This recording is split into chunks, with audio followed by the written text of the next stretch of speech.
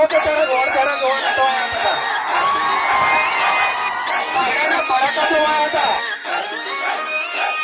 हमें ऊंची आवाज सुनना भी पसंद नहीं।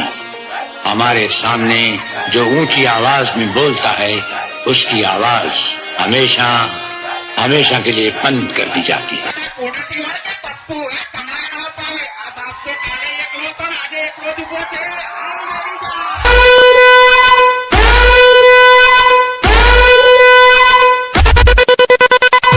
કે બળતી હોય ને તો મોઢા પર કેવાનું રાખ ભાઈ, એક પાછળ બોલે ને એને અમારી ભાષામાં બાયલો કહેવાય। તમારે જેટલા તમારા હગા વાલા હોય એને લેતા, એટલે મનની મનમાં ન રહી